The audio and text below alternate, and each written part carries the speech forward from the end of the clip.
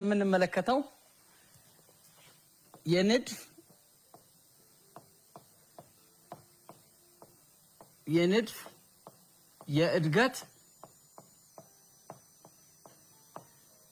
የእድገት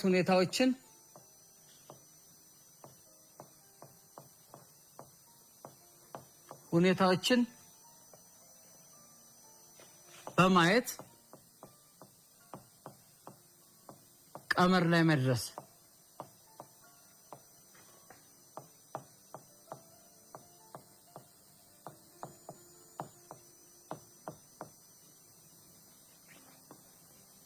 የንድፍ የእድገት ሁኔታዎችን በማየት ቀመር ላይ መድረስ ነው የሚለው የዛሬው የሂሳብ ክፍለ ጊዜ ርዕሳችን።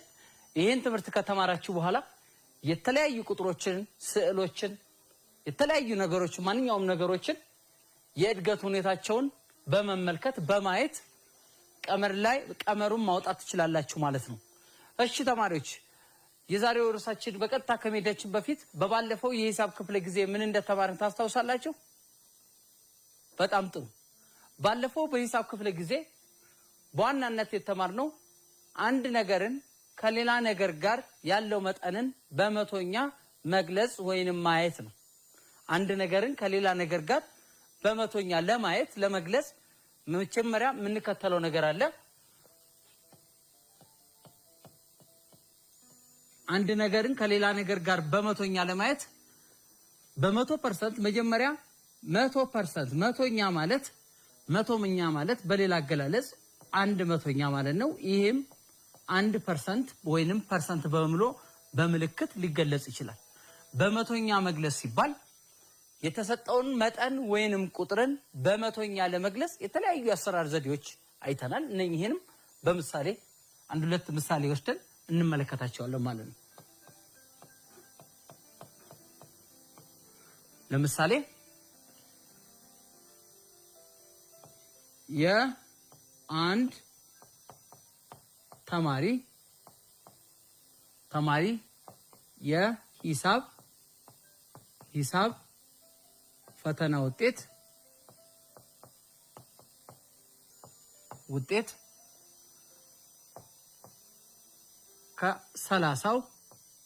ከሰላሳው 40 ከ30 25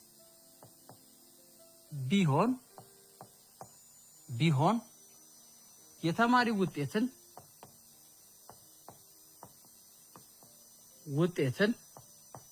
በመቶኛ ግለጹ። የአንድ ተማሪ የሂሳብ ውጤት ከ30 ተማሪው ያገኘው 25 ቢሆን ይህ ማለት 25 30ኛ በክፍልፋይ መልኩ ተቀምጧል። በአስርዮሽ መቀመጥ ይችላል። ይሄንን በመቶኛ ማስቀመጥ ማለት ነው። ስለዚህ 25 ነው ያገኘው ከ30። ስለዚህ ይሄ ማለት በ100% ማብዛት አንድ መጠንን ከሌላ መጠን ጋር ያለውን መጠን በመቶኛ ለመግለጽ ማንን ማጥፋት ይኖርብናል? ፐርሰንቱን አጥፍቶ ያለውን ክፍልፋይ በመቶ እናበዛለን ወይም ቁጥሩን በመቶኛ ማብዛት ማለት ነው። ስለዚህ ይሄን ስንገልጸው 25 ሲባዛ በመቶ ሲካፈል ለ300 25 ሲባዛ በመቶ 20 ይቀመጣል ሲካፈል ለ30% ነው። ይሄን በዚህ እናካፍላለን። 250 ለ3 ማካፈል ነው። 250 ለ3 25 ለ3 8 ጊዜ 3 24 አንድ ይመጣል። 24 ከ5 4 1 ከ2 2 ባዶ። ስለዚህ ማን ይወርዳል? 10 ይወርዳል። 10 ለ3 3 ጊዜ 3 9 አሁንም በድጋሚ ከ10 3 1። ስለዚህ በክፍልፋይ ራሱ ስናስቀምጠው ወደ 10 ልጆች ከመሄድ 83 ሙሉ 1/3 በድብልቅ ክፍልፋይ አምን 83 ሙሉ 1/3። ስለዚህ የነበረውን መጠን አንድ ነገር ይሄም ሌላ ነገር ነው መጠን ነው፣ ይሄኛውም ሌላ ነው። ሁለቱን ነገሮች በማወዳደር በመቶኛ መግለጽ ማለት ሁለቱ በ100% አብዝተን መቶውን እናበዛና የፐርሰንት ምልክቱ እንዳለ ተቀምጦ ቁጥሩን እናስቀምጣለን ነበር።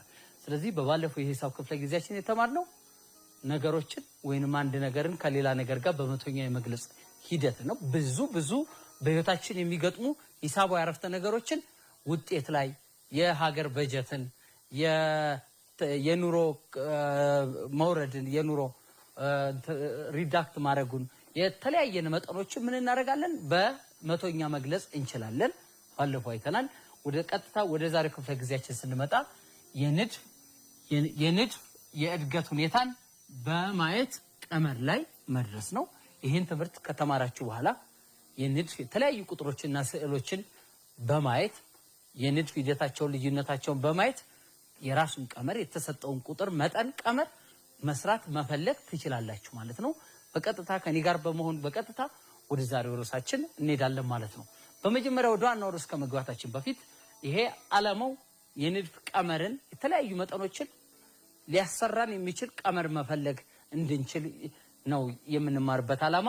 ስለዚህ መጀመሪያ የእድገት ንድፍ ማለት ምን ማለት ነው?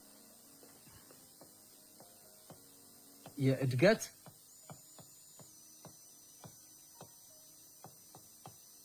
ንድፍ ማለት ምን ማለት ነው? ከታች ክላስ እንደተማራችሁት የእድገት ንድፍ ማለት አንዳንድ የተለያየ አይነት ንድፎች አሉ። ንድፎች ስንል በተመሳሳይ በወጥነት የሚቀመጡ ቁጥሮችን ማንኛውም ስዕሎችን ማንኛውም ነገሮችን በወጥነት የማስቀመጥ ሂደት ነው። በመሰረታዊነት የእድገት ንድፍ ማለት ቁጥሮችን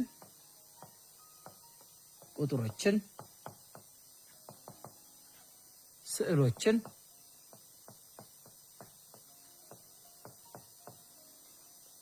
እና ማንኛውም ነገሮችን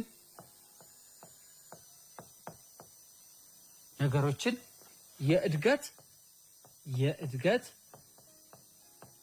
ሁኔታ በወጥነት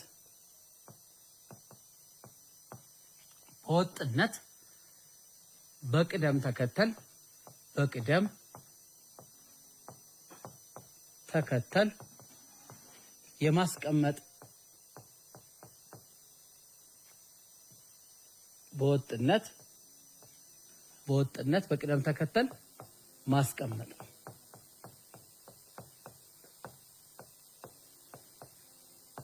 በጣም ጥሩ። የእድገት ንድፍ ማለት ቁጥሮችን የተለያየ አይነት ቁጥሮችን ስዕሎችን የሂሳባዊ ስዕሎች ሊሆኑ ይችላሉ። የተለያዩ ስዕሎችን ማንኛውንም ነገሮች ቁሶች ሊሆኑ ይችላሉ።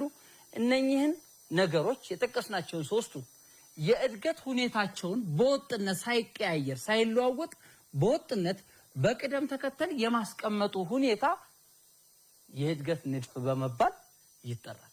ስለዚህ ማንኛውም የቁጥሮችን የእድገት ንድፍ መስራት እንችላለን። የቁጥሮችን የስዕሎችንም የእድገት ንድፍ መስራት እንችላለን። የተለያዩ ነገሮችን የቤት ቁሳቁስንም አቀማመጣቸውን በመለየት የእድገት ሁኔታ ማስቀመጥ ይቻላል። የተወሰኑትን እናያለን።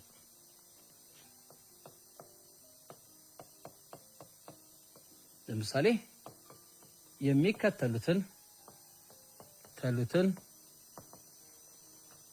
የእድገት ንድፍ ሁኔታዎችን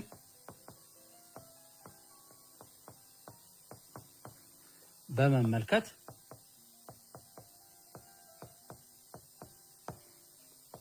ቀጣዩን አባላት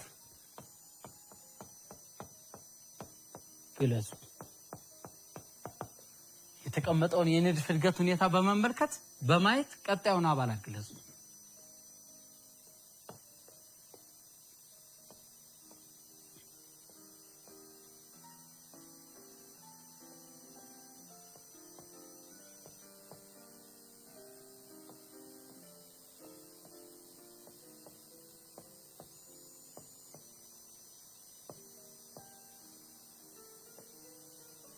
አሁን እዚህ ላይ ከንድፍ የእድገት ንድፍ ከሚባሉት አንደኛው ስዕሎች ናቸው።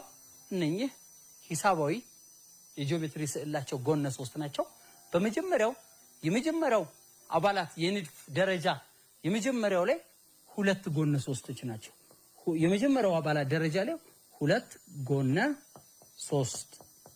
ሶስቶች አሉ።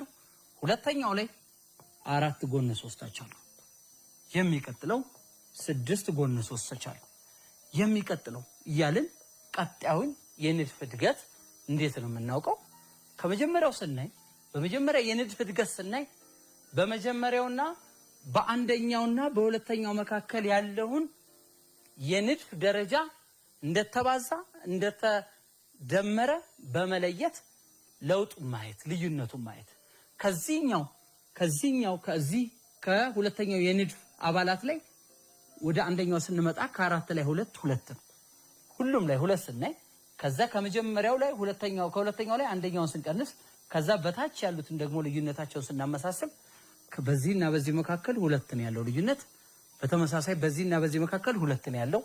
ይህ ማለት ደግሞ ሁለት ሲባዛ በአንድ ነው ሁለት። ሁለተኛው ደግሞ ሁለት ሲባዛ በሁለት ነው አራት። ሶስተኛው ሁለት ሲባዛ በሶስት ስድስት ነው። የሚቀጥለው የንድፍ ደረጃ የመጀመሪያው አንድ ሁለት ለማንኛውም ከዜሮ ለተለየ ሙሉ ቁጥር አንድ ሁለት ሶስት የሚቀጥለው ሁለት ሲባዛ በአራት ስምንት ነው። ይህ ማለት እዚህ ጋር ስምንት ጎነ ሶስቶች ተመሳሳይ ቅርጻቸው ተመሳሳይ የሆነ ጎነ ሶስቶች አንድ ሁለት ሶስት አራት አምስት ስድስት ሰባት ስምንት። ስለዚህ አራተኛው ደረጃ ላይ ያለው የንድፍ አባላት ስንት ይዟል? ስምንት ተመሳሳይ የሆኑ ጎነ ሶስት ይይዛል። አምስተኛውን በዚሁ ብንፈልግ አምስተኛውም ሁለት ስለሚጨምር አምስተኛውም ላይ ያለው አስር አባላትን የያዘ የንድፍ እድገት ነው ማለት ነው። በጣም ጥሩ። እነኚህ በስዕል አማካኝነት የንድፍ እድገትን በእንደዚህ አይነት መልኩ መስራት ይቻላል። ተመሳሳይ አንድ በስዕል እንደግማለን።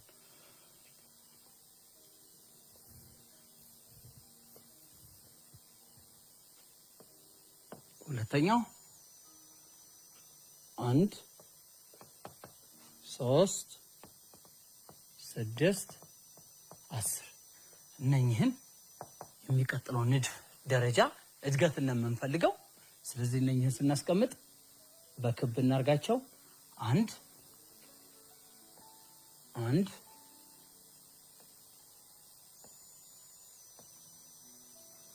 3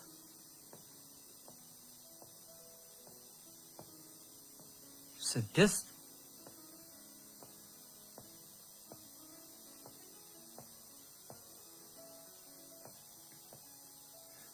4 5 6 7 8 9 10 የቀጣውን የንድፍ ነው። ይሄ የመጀመሪያው የንድፍ አባል ነው። ይሄ አንደኛው ነው። ይሄ ሁለተኛው፣ ሶስተኛው፣ አራተኛው። እዚህ ደግሞ ቀጣዩ የሚፈለገው አምስተኛው የንድፍ አባል። ስለዚህ የተሰጡት ቁጥሮች 1 3 6 10 ቀጣዩን የንድፍ ደረጃ ለማወቅ እዚህ ጋር ከሁሉም ስንመለከት ወደዚህ ስንመጣ እዚህ ሁለት ተጨምሮ ልዩነት አለው። 3 ነው። ከ3 1 2 እዚህ ስንመጣ 6 ነው። ከ6 3 ነው። እዚህ ከ10 6 4 ነው። እየጨመረ ሄደው ተከታታይ ነው። 2 3 4 እያለ ከዚህኛው ደግሞ ወደዚህ ስንመጣ 4 ነው 5 ነው። ያ ማለት እዚህ አንዱ ላይ 2 ስንጨምር 3 ነው። ሁለቱ ላይ 3 ስንጨምር 3ቱ ላይ 3 ስንጨምር 6 ነው። አራቱ ላይ እዚህ 6 አለ። ከ6ቱ ላይ 4 ስንጨምር 10 ይመጣል። ይሄ ደግሞ በተመሳሳይ በቁጥር ስናስቀምጥ የመጀመሪያው 1 3 6 10 ዳሻለን። ይሄ ማለት 1 ነው። 3 ማለት 1 ሲደመር 2 እየጨመርን ነው። 6 ማለት 1 ሲደመር 2 ሲደመር 3 ነው። 10 1 ሲደመር 2 ሲደመር 3 ሲደመር 4 ነው። የሚቀጥለው ደግሞ 1 ሲደመር 2 ሲደመር 3 ሲደመር 4 ሲደመር 5 ነው። ይህ ንድፍ ይሄን ስንደምረው 15 ይመጣል። የአምስተኛው የንድፍ አባል የመጀመሪያው ስዕሉ እንዳየነው አንደኛው 1 ሲደመር 2 1 2 3 10 የሚመጣው 1 2 3 4 መጨረሻው 1 2 3 4 5 እዚህ ጋር የሚመጣው ስንት ነው? የንድፍ ሁኔታ መሰረቱ 1 2 3 4 5 እናደርጋለን። ከላይ 4 3 2 1 ስናደርግ የንድፍ አባላቱ ይሄ ስንት መጣ? 15 ይመጣል። መልሳችን 15 ይመጣ። ያ ማለት 1 3 6 10 15 መጨረሻ ላይ ያለው የተጓደለው የመጨረሻው የንድፍ አባል 15 ይመጣል። በጣም ጥሩ ተማሪዎች። አሁን በስዕል የተቀመጡትን ንድፎች በእንደዚህ አይነት ካየን ከስዕሉ ደግሞ ቀለል ካለው ደግሞ ወደ የቁጥር ንድፍ ወደ ሆኑት እንገባለን ማለት ነው። አብራችሁን ቆዩ።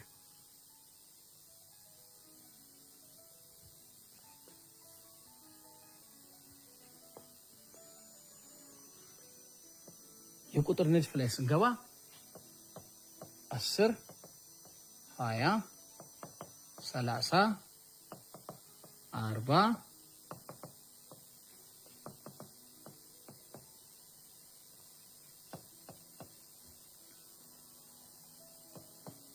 12 24 36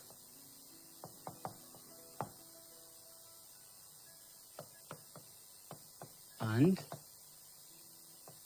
4 9 16 ነኛል።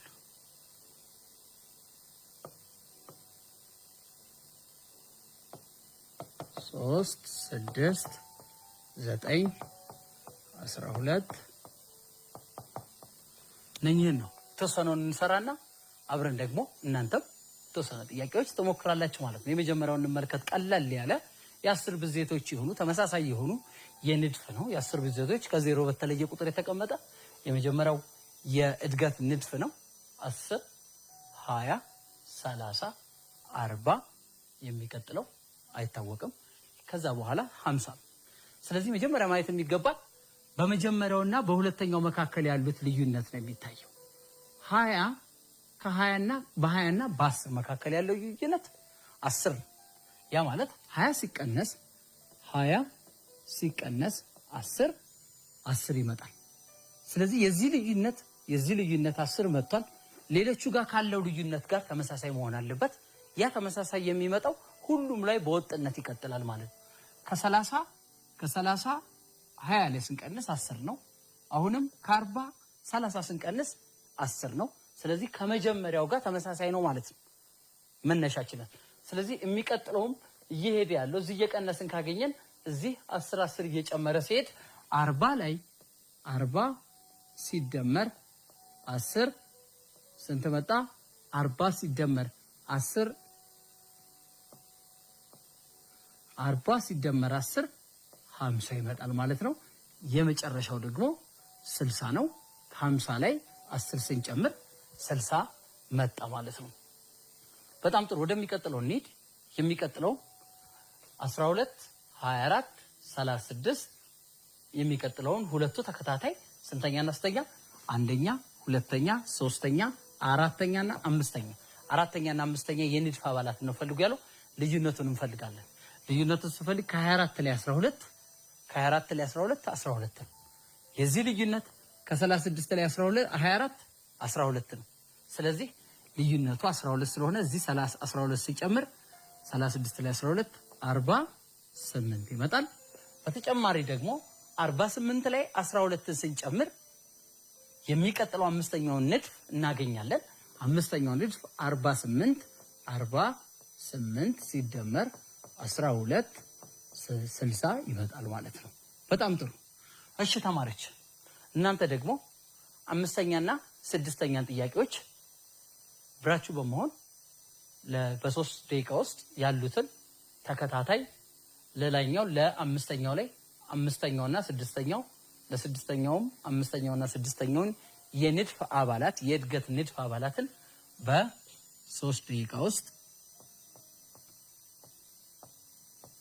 ውስጥ በመሞከር ተመልሰን በመገናኘት እንሰራለን ማለት ነው።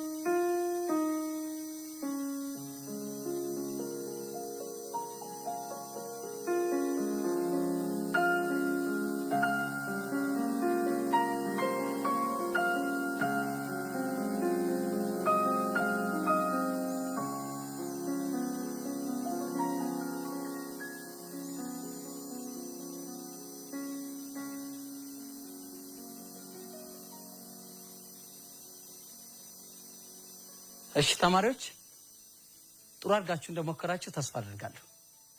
ከላይ በሰራናቸው አሰራር በመነሳት እነኚህን ሁለት ጥያቄዎችን አብረን ለመስራት እንሞክራለን ማለት ነው። ከኔ ጋር ሁኑ። ሁለቱን አምስተኛውን መፍትሄ አምስተኛው የእድገት ንድፉ 1 4 9 16 የሚቀጥለው ሁለቱ የተቀመጡ ናቸው። ስለዚህ እነኚህን ከባለፈው ከሂሳብ ትምህርታችሁ ወይንም በአራተኛ ክፍል ከታች ከተማራችሁት ዳግም ርቢ ስለ ርቢ ተምራችሁ ይሆናል። በአራተኛ ክፍል የሂሳብ ትምህርት አለ። የሱን ጽንሰ ሐሳብ ዕውቀት በመያዝ እዚህ ላይ በመጠቀም እንሰራለን። ስለዚህ እዚህ ስናይ ቁጥሮቹ በመደመር የሚመጣ ለውጥ የለም። ንድፎቹ ሊሆኑ የሚችሉት በመደመርና በማብዛት ስለሆነ በመደመር ምንም አይነት ቁጥር ተመሳሳይ ሊመጡልን አይችልም። ለምሳሌ ከ4 ላይ 1 ብንቀንስ 3 ነው። ከ9 ላይ 4 ብንቀንስ 5 ነው። ከ16 9 ብንቀንስ 7 ነው። በጣም ልዩነት ስላላቸው ሊሆኑ የሚችሉት የማብዛት ነው፣ በማብዛት ነው። ስለዚህ ስንሰራ አንድ ማለት ይሄ አንድ ማለት 1 ሲባዛ በ1 ነው። ይሄ ማለት ደግሞ 1 2 ጊዜ ስለሆነች 1 ርቢ 2 ነው። 4 ማለት 2 ሲባዛ በ2 ነው። ይሄም 2 ርቢ 2። በተመሳሳይ 9 ማለት 3 ጊዜ 3 ነው። 3 ርቢ 2 ነው። ከዛ በመቀጠል 16 ነው። 16 ማለት 4 ሲባዛ በ4 ነው። ይሄ 4 ርቢ 2። ይሄ የሚያሳየው ምንድነው? እዚህ ጋር የተሰጡን የእድገት ንድፍ አባላቶቹ ሌላ ቁጥሮች ሆነው እርስ በርስ ከዜሮ በተለየ ቁጥር ሌላ ቁጥሮች ሆነው እርስ በርስ ተባስተው የሚገኙ ቁጥሮች ናቸው የንድፍ ሂደቱ የተሰጠን። ስለዚህ 1 2 3 4 ርቢ ያደረግን የሚቀጥለው አምስተኛው ነው። 5 ሲባዛ በ5 5 ርቢ 2 ይሄ ደግሞ 25 ይመጣል። አምስተኛው 25። ከዛ በመቀጠል ደግሞ 6 በ6 6 ርቢ 2 ይሄ 6 ጊዜ 6 ጊዜ 2 ማለት አይደለም። 6 ርቢ 2 ማለት 6 ሲባዛ በ2 አይደለም። ከዚህ ጋር ልዩነት አለ። ይሄ ማለት 6 ርቢ 2 ማለት 6 ሲባዛ በ6 36 ማለት ነው። ስለዚህ ይሄ 36 ይሆናል። ስለዚህ እዚህ ላይ የምናስቀምጠው ተከታዩ 36 እንደገና ስናየው የመጀመሪያው 1 4 9 16 25 36 እያለ የርቢው የንድፍ እድገቱ በዚህ አይነት መልኩ ይቀጥላል ማለት ነው። በጣም ጥሩ ተማሪዎች። የሚቀጥለው ስድስተኛው 3 6 9 12 እነኚህም ቁጥሮቹን ስናያቸው 3 6 9 እያንዳንዱ ቁጥር እየጨመረ ያለው 3 እየጨመረ ሄዷል። የመጀመሪያው ላይ 3 ጨምሯል። ከዛ 3 ሲጨምር ከ6 3 ጨምር 9። ስለዚህ ይሄ በብዜት ሲገልጹት ይሄንን 3 ጊዜ 1 ነው። ይሄ 3 ጊዜ 2 ነው። 9 ደግሞ 3 ጊዜ 3 ነው። 12 ደግሞ 3 ጊዜ 4 ነው። 3 ጊዜ 1 ማለት 3 ነው። 3 ጊዜ 2 ማለት 6 ነው። 3 ጊዜ 3 9፣ 3 ጊዜ 4 12፣ በቀጣይ 3 ጊዜ 5 ወይንም 3 መጨመር ይሄ 15። 15 ላይ እንደገና 3 ወይንም 3 ጊዜ 5 15 ነው። 3 ጊዜ 6 15 ላይ 3 18 ይመጣል ማለት ነው። ስለዚህ የቁጥር የንድፍ እድገትን ስንጠቀም በእንደዚህ አይነት በማብዛትና በመደመር በእያንዳንዱ ንድፍ አባላት መካከል ያለው ልዩነት ማየት አለብን። ልዩነቱ በመሃል ከተቋረጠ ንድፍ ሊባል አይችልም። ለምሳሌ 2 4 6 10 12 ብንል ከ2 4 2 ነው ልዩነቱ። ከ6 4 2 ነው። ከ10 6 4 ነው። ከ12 10 2 ነው። ሁሉም የንድፍ አባላቱ ልዩነታቸው 2 2 ነው። ነገር ግን በ6 እና በ10 መካከል ያለው ልዩነት ግን 4 ነው። ወጥነት ብለናል ቅድም። ንድፍ ማለት የንድፍ እድገት ማለት የቁጥሮችን፣ የስዕሎችን፣ የሌላ ማንኛውም ነገሮችን የእድገት ሁኔታ ወጥነት ባለው ቅደም ተከተል የማስቀመጥ ሂደት ስለሆነ ወጥነት የላቸው። እዚህ ጋር 4 ነው፣ እዚህ 2 ነው። አንድ እንኳን ወጥ ካልሆነ ንድፍ አይባልም። ንድፍ አይባልም አይደለም። ምክንያቱም ወጥ አቀማመጥ፣ ወጥ የቁጥሮች አቀማመጥ ሂደት ስላለ ነው። አሁን ይሄን ከተመለከትን ደግሞ ንድፎች ባላቸው የአባላት ቀጣይነትና ወይንም አባላቱን የመጥቀስ የመዘርዘር ያለመዘርዘር ጉዳይ ላይ ወይንም አባላቱን ሙሉ ለሙሉ የማወቅ ያለማወቅ ላይ ንድፎች 2 አይነት ምድብ ሊኖራቸው ይችላል። ንድፍ አላቂ ወይም እልቆቢስ አባላት ሊኖሩት ይችላል። ንድፍ የእድገት ንድፍ አባላቱ ወይን አላቂ አባላት ሊሆን ይችላል ወይን እልቆቢስ አባላት ሊኖረው ይችላል። ሁለቱን ልዩነታቸውን እናያለን። አላቂ የንድፍ አባላት ማለት ምን ማለት ነው? በተጨማሪ እልቆቢስ የንድፍ አባላትስ ማለት ምን ማለት ነው? አላቂ አባላት ያለው ንድፍ አላቂ አባላት ያለው ንድፍ ማለት የንድፉን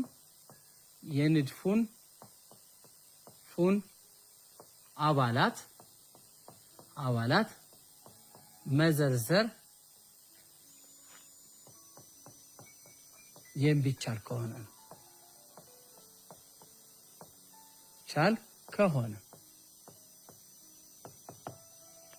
አንድ ንድፍ አላቂ አባላት ያለው ንድፍ ሊባል የሚችለው የንድፉ አባላት መዘርዘር መጥራት ቆጥረን ማስቀመጥ የምንችላቸው ከሆነ አላቂ የንድፍ አባላት በመባል ይጠራሉ። ያ ማለት ዘርዝረን እንጨርሳቸዋለን ማለት ነው። በምሳሌ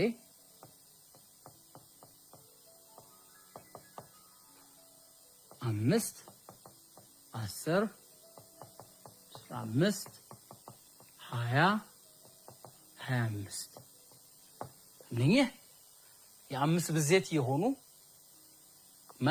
ከዜሮ የተለየ መቁጠሪያ ቁጥር ቢሆን የአምስት ብዜት የሆኑ የድገት ንድፍ ናቸው። እነኚህ ንድፎች አላቂ ንድፍ ነው፣ ቀጣይነት የለውም። ስለዚህ ከአንደኛው እስከ መጨረሻው አባልን ዘርዝረን ቆጥረን መጨረስ የምንችል ከሆነ ልክ እንደዚህ 5 10 15 20 25 1 2 3 4 5 የንድፍ አባላት አሉት። ስለዚህ ዘርዝረን ወይንም አስቀምጠን የምንጨርሳቸው ከሆነ እነኚህ አላቂ የንድፍ አባላት በመባል ይጠራሉ ማለት ነው። በጣም ጥሩ። ሁለተኛው እልቆቢስ የንድፍ አባላት ያለው እልቆቢስ አባላት ያለው ንድፍ የምንለው እልቆቢስ አባላት ያለው ስሙ እንደሚያስረዳው የንድፉን አባል መዘርዘር የማንችል ወይን ዘርዝረን መጨረስ የማንችል የንድፉን አባላት መዘርዘር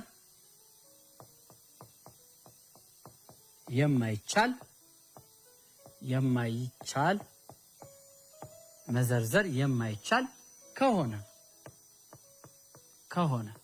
መዘርዘር የማንችለው ከሆነ እልቆቢስ የንድፍ አባላት ወይንም እልቆቢስ አባላት ንድፍ ይባላል ማለት ነው። መዘርዘር አንችልም፣ አባላቱን ሁሉንም ጠቅሰን አንጨርስም። ለምሳሌ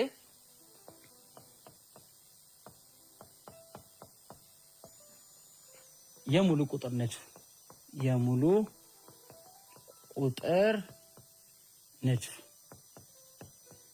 ቁጥር ንድፍ የምንለው 0 1 2 3 4 ይቀጥላል። ይሄ የሙሉ ቁጥር ንድፍ ዘርዝረን መጨረስ ጠቅሰን መጨረስ ስለማንችል መጨረሻ ስለሌለው እልቆቢስ አባላት ያለው ንድፍ በመባል ይጠራል። ሌላም ቅድም የሰራነው 11 22 33 44 ይቀጥላል። እነኚህም የ11 ብዜቶች የሆኑ ሙሉ ቁጥሮችን እልቆቢስ አባላት ያለው ቁጥሮቹን ንድፉን ስናየው አቀማመጡ አላለቅም፣ ዘርዝረን መጨረስ አልቻልንም። እነኚህ የንድፍ አባላት እልቆቢስ የንድፍ አባላት በመባል ይጠራሉ ማለት ነው። ሌላው በተጨማሪ እልቆቢስ አባላት ያለው ንድፍ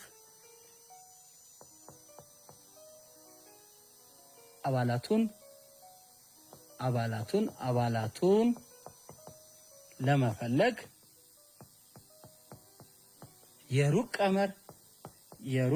ቀመር ያስፈልገናል።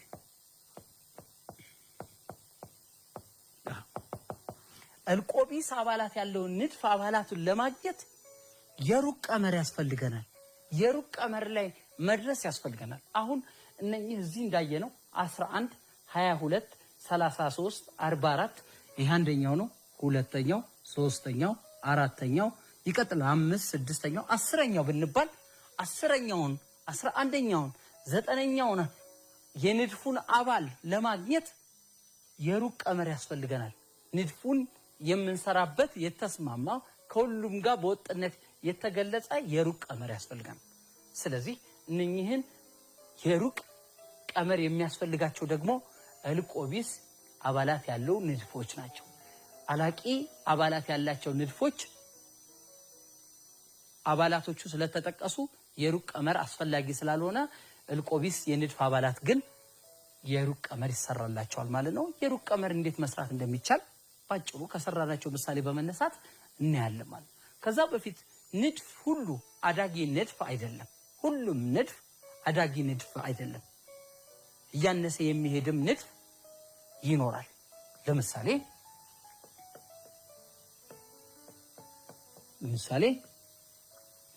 100 80 60 40 20 እነኚህ ይህ ንድፍ ነው። አዎ በእያንዳንዱ አባላት ውስጥ ያለው ልዩነት 20 ነው።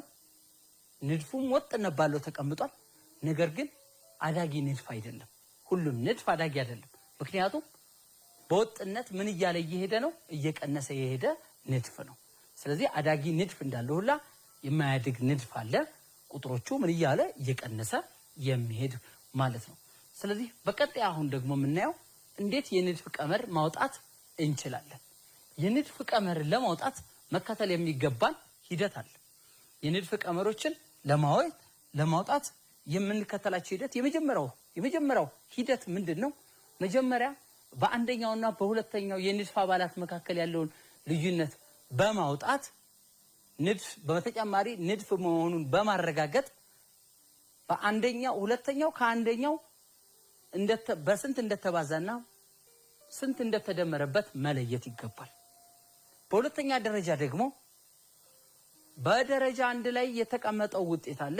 ንድፉ ስንት እንደተባዛ ስንት እንደተደመረ ማወቅ አለብን በመጀመሪያው ላይ። ሁለተኛው ላይ ደግሞ በሁለተኛና በአንደኛ መካከል ያሉትን ንድፍ አባላት ልዩነት ስላየን ከአንደኛው ላይ ስላየን አሁን የምንሰራው በሁለተኛ ደረጃ ላይ በሶስትና በሁለተኛው መካከል ያለው ልዩነት፣ በአራተኛና በሶስተኛው ንድፍ አባላት መካከል ያለው ልዩነት፣ በአምስተኛና በአራተኛ ንድፍ አባላት መካከል ያለው ልዩነት ማውጣት ነው። በሶስተኛ ደረጃ ላይ በደረጃ 2 ያገኘናቸውን እና በደረጃ 1 ያገኘናቸውን ልዩነት ማመጣጠን ወይንም ማጣጣም። በደረጃ 1 ላይ ከንድፉ የተሰጠው አቀማመጥ ወጥነት ንድፍ መሆኑን ካረጋገጥን በኋላ ከደረጃ 3 ከደረጃ 2 ወደ ደረጃ 1 በስንት እንደተባዛ እንደተቀነሰ የነበረውን ቁጥር ይዘን ከሶስተኛና ከሁለተኛ ከአራተኛና ከሶስተኛ ከአምስተኛና ከአራተኛ ጋር ተመሳሳይ መሆኑን ማረጋገጥ ነው። በመጨረሻ በአራተኛ ደረጃ የንድፍ ቀመሩን መገመት ነው። ከላይ ያሉትን 4 ስቴፕ ወይንም ሂደቶች፣ ዘዴዎች፣ ደረጃዎች በመጠቀም ንድፍን የንድፍ ቀመርን እንዴት ማውጣት እንደምንችል ልንረዳ እንችላለን ማለት ነው። ስለዚህ እስኪ የንድፍ ቀመሮችን የተወሰኑ ምሳሌዎችን እናይ።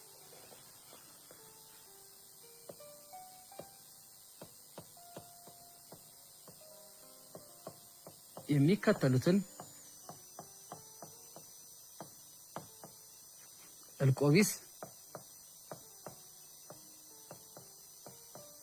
አባላት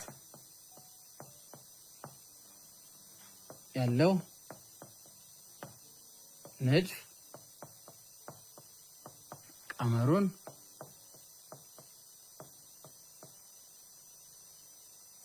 ፈልጉ። የተሰጡትን የእልቆቢስ አባላት ያላቸው ንድፎች ናቸው። የእልቆቢስ አባላት ያላቸው ንድፎች ናቸው ቀመር የምንሰራላቸው። የነሱን ቀመር ፈልጉ ነው። 5 10 15 20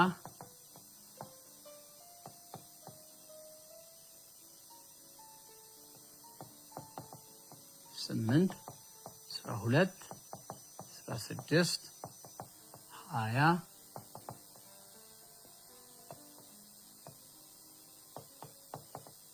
1 4 9 16 25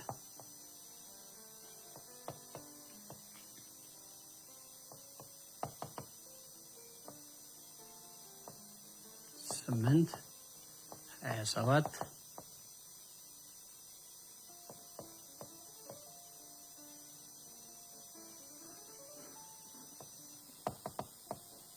6 9 12 በጣም ጥሩ ተማሪዎች አሁን በዚህ ምሳሌ ላይ 5 ጥያቄዎችን ሰርተናል 3ቱን አብረን እንሰራና እናንተ ደግሞ ከታች ያሉትን 3ቱን አብራችሁ ትሰራላችሁ ማለት ነው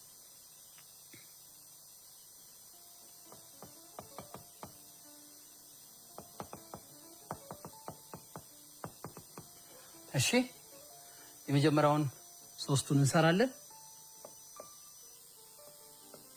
መጀመሪያው 5 10 15 20 ይላል የንድፍ ቀመሩ በ5 ልዩነት ነው በ5 እየተባዛ የሄደ ቁጥር ነው የ5 ብዜቶች ናቸው መቁጠሪያ ቁጥር የ5 ብዜቶች ከዜሮ የተለየ ቁጥር ስለሆነ ስለዚህ የምናደርገው መጀመሪያው 5 ሲባዛ በ1 ነው ሁለተኛው 10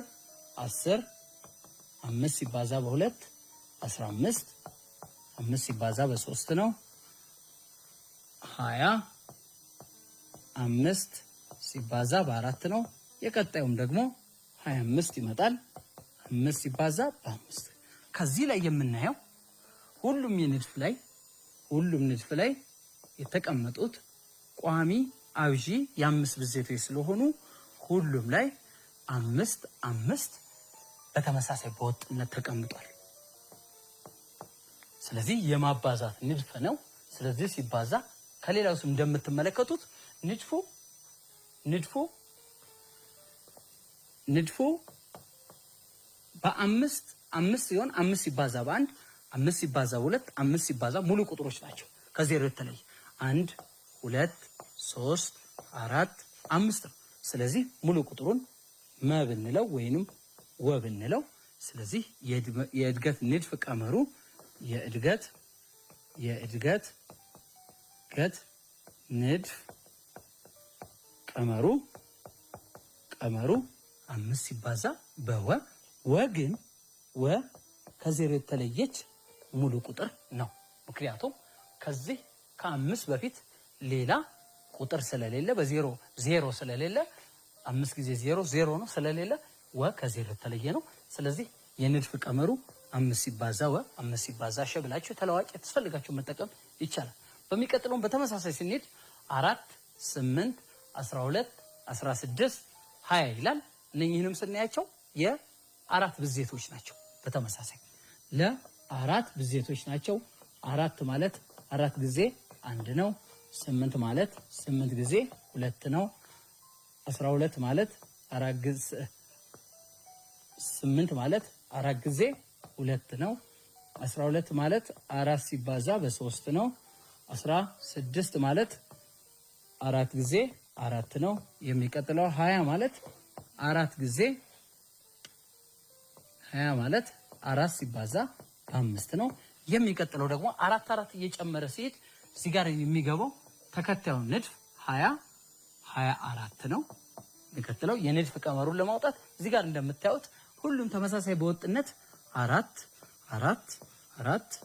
አለ 4 ሲባዛ በማብዛት ነው ሌሎቹ ሙሉ ቁጥሮች ናቸው 1 2 3 4 5 6 ይቀጥላል እልቆ ቢስ ስለሆነ መጨረሻ ስለሌለው የሩቅ ቀመሩ ማግኘት ስላለበት ስለዚህ እሱን ብለው ስለዚህ 4 ሲባዛ ከዜሮ የተለየ መቁጠሪያ ሙሉ ቁጥር ነው ማለት ነው በጣም ጥሩ ሶስተኛው ላይ ደርሰናል ሐመሩሃ ቅድም ከላይ በሰራናት አይነት መሰረት 1 4 9 16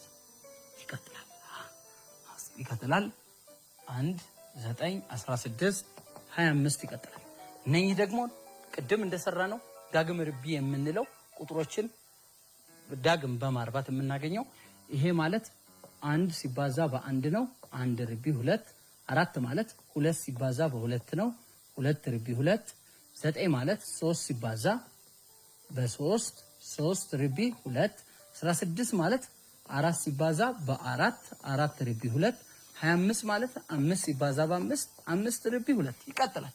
25 ብሎ እርስ በርስ ተባስተው አንድ ጊዜ 1 2 ጊዜ 2 3 ጊዜ 3 4 ጊዜ 4 5 ጊዜ 5 6 ጊዜ 6 ይሄ ደግሞ 6 ርቢ 2 36 ነው። የሚቀጥለው 36 ነው። ይቀጥላል። ስለዚህ ከነኝ ውስጥ ደግሞ የንድፍ የሩቅ ቀመሩን ስናየው 1 2 3 4 5 6 እነኚህ ሙሉ ቁጥሮች ናቸው። ሙሉ ቁጥሮች ስለሆነ ማን አለች ማን ነው።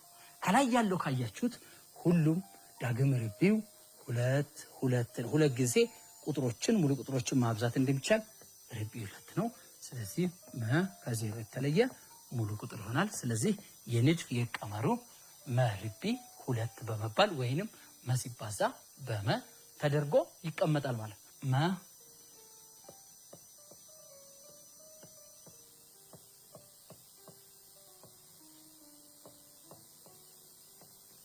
አንድ 8 27 ይቀጥላል። 3 6 9 12 ይቀጥላል። ስለዚህ የመን ስንሰራ የመስናየው አንድ እርስ በርስ ተባስቶ የሚመጣው አንድ በመደመር አይሆንም። ልዩነቱ ከ8 ላይ 1 7 ነው። ከ27 ላይ 8 19 ነው። ስለዚህ የሚመጣ ነገር ስላልሆነ በማብዛት አንድ ማለት 1 ሲባዛ በ1 ሲባዛ በ1 ነው። ይሄ ማለት ራሱ 1 ርቢ 3 8 ማለት 2 ሲባዛ በ2 ሲባዛ በ2 ይሄ 2 ርቢ 3 ማለት 27 ማለት 3 ሲባዛ በ3 ሲባዛ በ3 ይሆናል 3 ርቢ 3 የሚቀጥለው 4 ሲባዛ በ4 ሲባዛ በ4 4 ርቢ 3 ይሄ 64 ይመጣል 64። ስለዚህ ከዚህ ወጥነት የንድፍ የሩቅ ቀመሩን የንድፉ የሩቅ ቀመሩ እንደምንታየው በጥጠት 1 2 3 4 ሙሉ ቁጥር ነው። ማን በለው ከላይ ያሉት ስንመለከት ሁሉም 3 ጊዜ እርስ በርስ የተባዛ ስለሆነ መርቢ 3 ከዜሮ የተለየ ማንኛውም ሙሉ ቁጥር መርቢ 3 ተደርጎ ይቀመጣል ማለት ነው። በጣም ጥሩ ተማሪዎች። የመጨረሻው ደግሞ ሰ ነው። ይሄ የሶስት ብዜቶች ናቸው። 3 6 9 12 ነው። 3 ጊዜ 1 ነው። 6 3 ጊዜ 2 ነው። 9 3 ጊዜ 3 ነው። 12 3 ጊዜ 4 ነው። የሚቀጥለው 3 ጊዜ 5 ነው። የሚቀጥለው 15 ነው። የአምስተኛው የንድፉ አባላት 15። ስለዚህ እዚህ ስናይ የሶስት ብዜት ከዜሮ የተለየ ቁጥር ተባስቶ የሶስት ብዜት ናቸው። ስለዚህ የሶስት ብዜት ናቸው። 3 ሲባዛ ሌሎቹ ደግሞ ሙሉ ቁጥር ናቸው። 1 2 3 4 5። ስለዚህ እነኚህ ሙሉ ቁጥር ስለሆነ 3 ሲባዛ በመ ወይንም 3 መ ቁጥሩን ከተለዋጩ ፊት እናስቀምጣለን። ረን ጥያቄ ደግሞ እናንተ ቤት ሆናችሁ ትሰራላችሁ ማለት ነው። በጣም ጥሩ ተማሪዎች። እሺ ተማሪዎች የዛሬው የሂሳብ ክፍለ ጊዜያችን ምን እንደሆነ ታስታውሳላችሁ? አሪፍ። የዛሬው የሂሳብ ክፍለ ጊዜያችን የእድገት ንድፍን በማየት ሁኔታዎችን በማየት ቀመር ላይ መድረስ ነበረ። እዚህ በዋናነት ያየነው የእድገት ንድፍ ማለት ምን ማለት ነው? የእድገት ንድፍ ማለት ቁጥሮችን፣ ስዕሎችን እንዲሁም ማንኛውንም ነገሮችን ወጥነት ባለው ሁኔታ በቅደም ተከተል የማስቀመጥ ሂደት የእድገት ንድፍ በመባል ይጠራል። በተጨማሪ የእድገት ንድፍን ስንጠቀም ቁጥሮችን በወጥነት ልዩነታቸውን በማየት ቀመር ላይ መድረስ ይቻላል። በተጨማሪ ንድፍ እልቆቢስ አባላት እና አላቂ አባላት ያለው ንድፍ ሊሆን ይችላል። እልቆቢስ አላቂ አባላት ያላቸው ንድፍ የሚባለው የንድፍ እድገት የሚባለው የንድፍ አባላቱን መዘርዘር የምንችል ከሆነ አላቂ አባላት ያለው ንድፍ ሲባል፣ የንድፍ አባሉን መዘርዘር የማንችል ከሆነ የንድፍ አባሉን መጥቀስ የማንችል ከሆነ እነኛን አባላት እስከመጨረሻው ቁጥርን ማስቀመጥ የማንችል ከሆነ እነኚህ እልቆቢስ አባላት ያሉት ንድፍ በመባል ይጠራል። እልቆቢስ አባላት ያላቸውን ንድፎች ለመስራት የሩቅ ቀመራቸውን የሩቅ አባላትን ለማግኘት የሩቅ ቀመር ያስፈልገናል። ስለዚህ የሩቅ ቀመር ለመስራት በመጀመሪያ ደረጃ የተሰጠው ቁጥር ወይንም መጠን ወይንም ስዕሎች ንድፍ መሆናቸውን ማረጋገጥና እንደተደመረና እንደተባዛ ማረጋገጥ። በመቀጠል ደግሞ በሁለተኛና በአንደኛ መካከል ስንት ቁጥር እንደተባዛ እንደተደመረ መለየት። በሶስተኛ ደረጃ በሁለተኛ ላይ ያገኘነውን ውጤት ለውጥ በ3 እና በ2 በ4 እና በ3 በ5 እና በ4 ላይ ያለው ልዩ ነገር ማመሳሰል። በመጨረሻም የንድፍ ቀመሩን መንደፍ ነው። የዛሬው የሂሳብ ትምህርታችን ይሄን ይመስላል። በሚቀጥለው ክፍለ ጊዜ እስክንገናኝ ሰላም ሁኑ።